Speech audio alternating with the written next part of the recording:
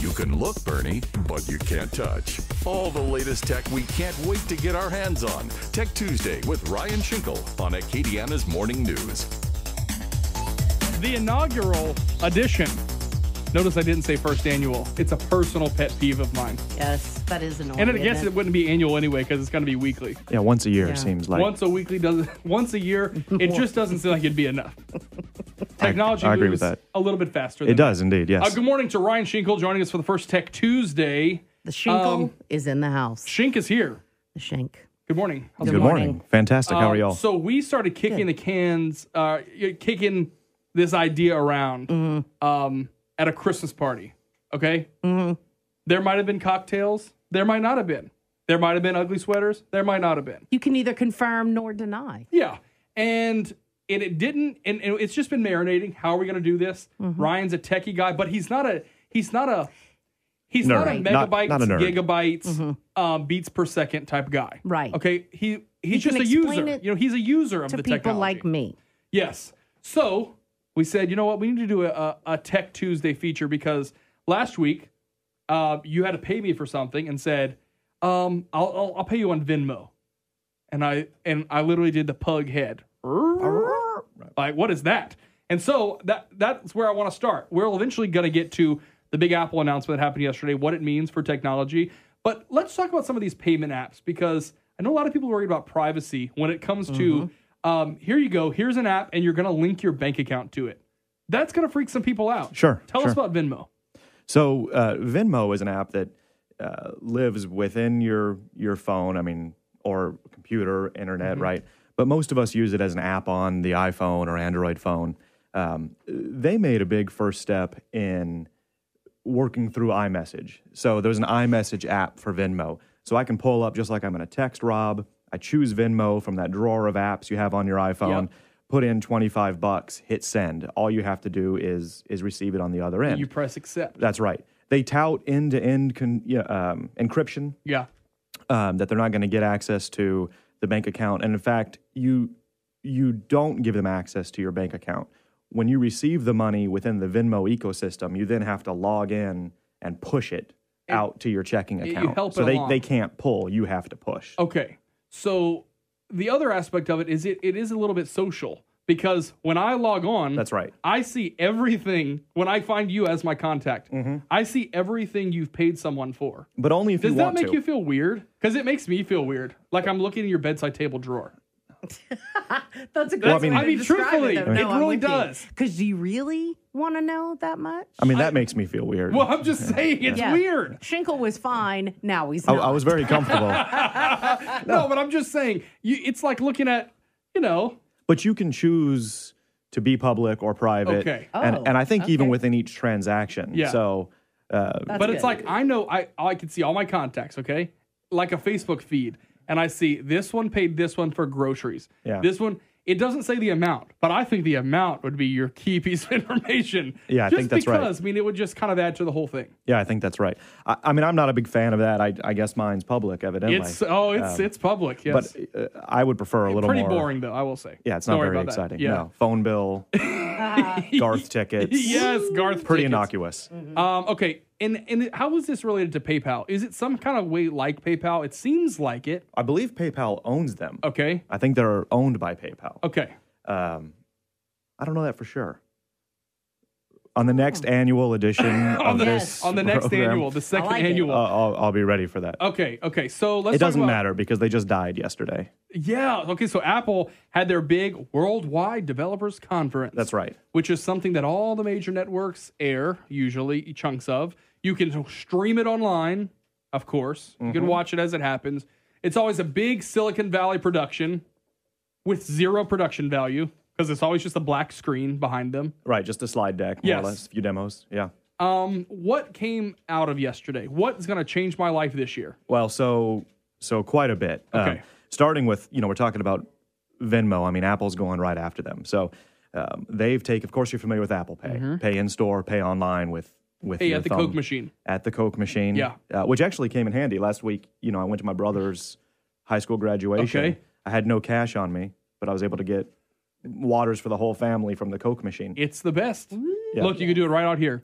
technological innovation on the KPEL porch. It's pretty We impressive. have it out there too. It's pretty impressive. Yeah, I used We to can't use, figure out our door lock, but we have a But we know Apple that Pay part. Coke machine. Yeah. All you need is a smart lock that you can do with your phone. So the HomePod is something else. I see them talking about it right now on Good Morning America too. Is it going to replace the Amazon Echo, which is, kind of the personal assistant that we've known so far? Right. So in my opinion, I think it's really more targeted at the Sonos system.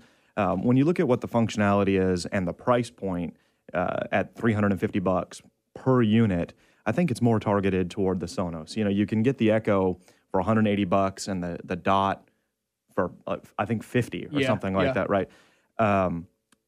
And the Echo has a lot of functionality that I haven't seen yet from HomePod, as far as certainly shopping on Amazon and those types of things. I'm in the Echo ecosystem. We have 3 of them in the house, so that you can always get your music, and they've got a great music library.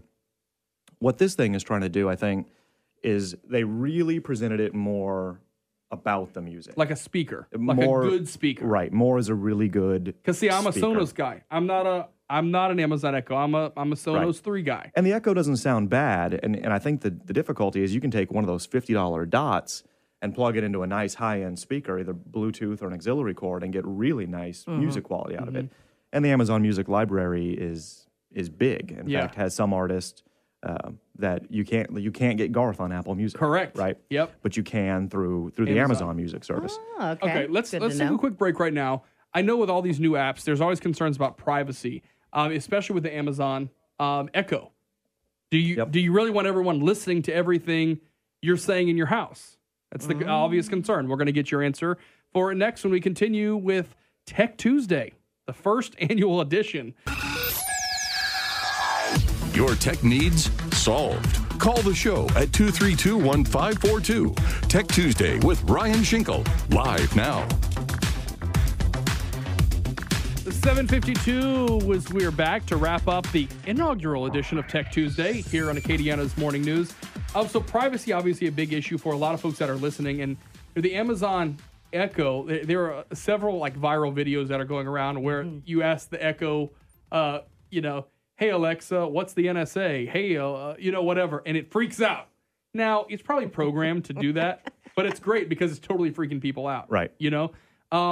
This HomePod thing, which is it's not necessarily their answer to the Amazon Echo, as you've explained, but their new home speaker, they have taken steps to make sure that your privacy is somewhat protected. So Apple's all about privacy. That's one of the things they really tout. And this thing, they claim, it doesn't start listening until you say, "Hey Siri." So it's not always tapping into what you're talking about, and it doesn't send any data to Apple until you activate it. And then when it does send, it's encrypted end to end. So those conversations back and forth, what they're really trying to do is strike a balance between that machine learning and understanding that Bernie likes this type of coffee this time in the morning. Barry White. Okay. She digs Barry White. Perfect. But also wants to maintain some privacy. He's a weirdo. Thank you for my privacy. That I already know. Well, yeah. And That's Apple, right. You're his friend. The Apple Pay is very much the same way with the person-to-person payments. Yes. Yes. And so that's kind of a neat deal where if I send you that money, it now goes into your Apple wallet as Apple Cash. Looks like a debit card in your wallet. Okay. So you can transfer that to your bank just like Venmo. Or you can just use it. Or you can just use it. Go to the Coke machine and use $2 to get a Coke. Sounds like a great money laundering tool.